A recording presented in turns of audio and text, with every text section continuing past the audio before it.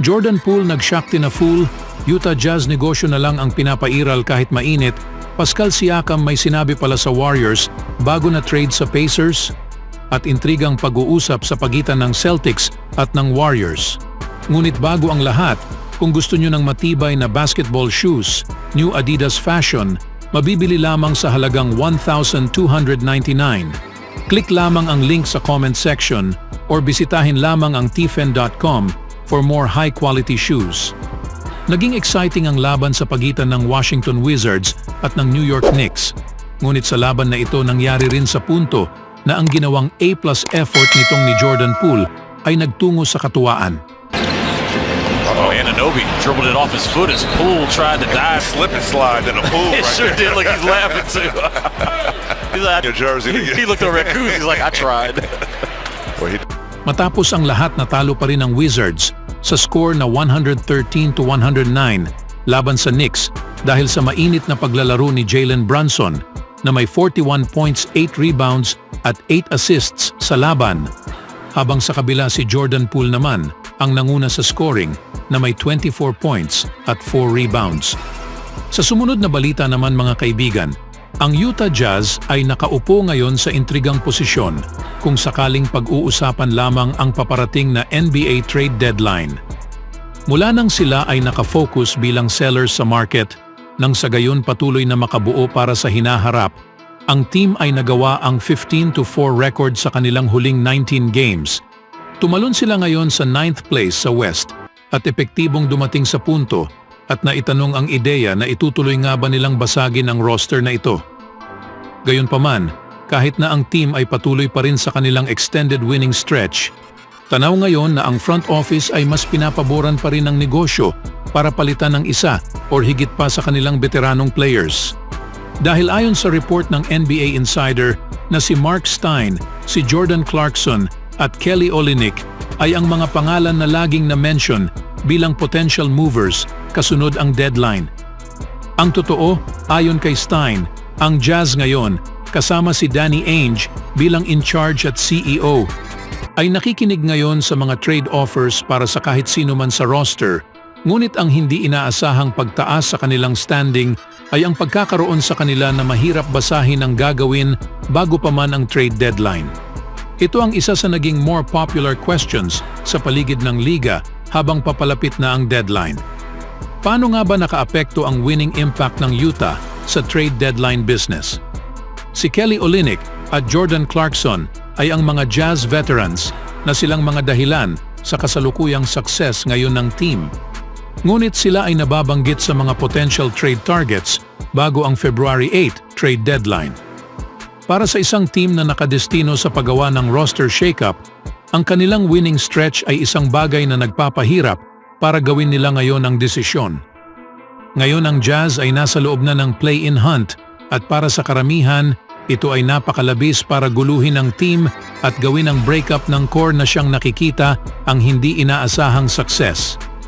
Si Clarkson ay naging vital para sa Jazz sa second unit mula nang bumalik ito sa kanyang sixth-man role.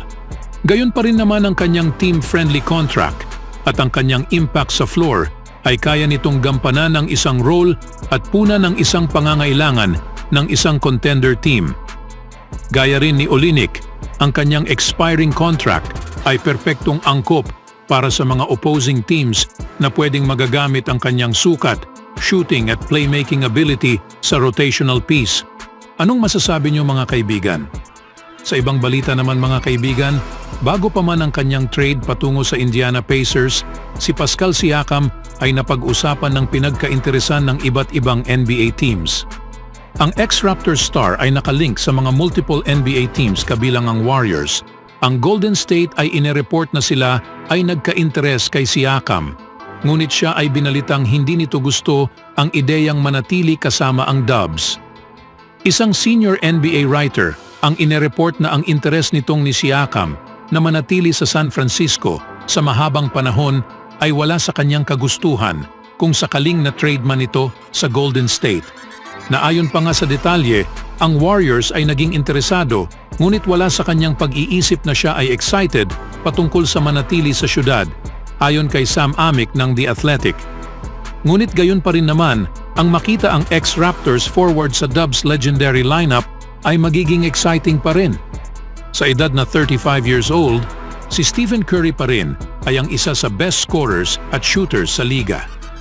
Bagaman, ang kanyang squad ay nagkaroon ng step back during ngayong 2023-24 season. Si Andrew Wiggins ay nakakapag-average ngayon ng career low sa points per game, habang si Klay Thompson naman ay nagkaroon ng worst offensive production simula noon sa kanyang 2013-14 season. Ngunit hindi pa huli ang lahat dahil pwede pa nilang baliktarin ang kapalaran sa isang tamang hakbang lamang. Bagaman, ang Golden State ay hawak ngayon ng 12th place sa Western Conference standing.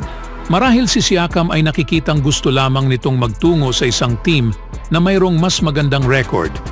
Marahil isa rin sa kaso ay ang kagustuhang makapaglaro kasama ang batang team at less former All-Stars.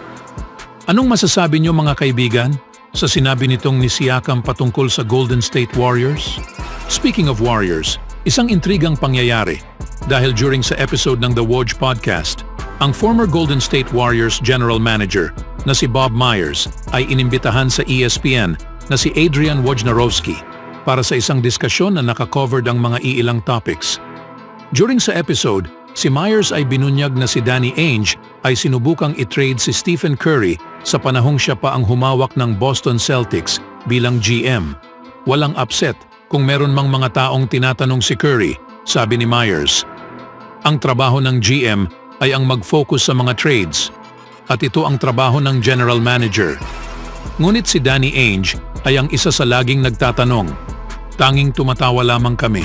Tulad sa sinabi ko, meron kaming maayos na relasyon. Ngunit alam mo, kailangan mong magtanong. Isang bagay na alam ito ng lahat na kailanman hindi ito nangyari. Kaya isang klasing idaan na lamang ang lahat sa magandang pagtatawanan. Si Ainge at Myers ay mayroong magandang relasyon. At ito ay nakikita na ang Celtics GM ay alam na wala silang tsansang makuha si Curry mula sa Warriors. Ngunit isang pagsubok na nagbabasakali siyang makapasok ang kanyang hinihingi. At tulad sa sinabi ni Myers, ang dalawa ay nagkaroon lamang ng katuwaan at tawanan sa panahong na-mention ni Ainge ang pangalan nitong ni Curry, habang alam ng lahat na walang tsansang mangyayari ito. Si Curry ay ang isa sa iilang superstars sa NBA history na siyang nanatili sa isang team sa kanyang buong career.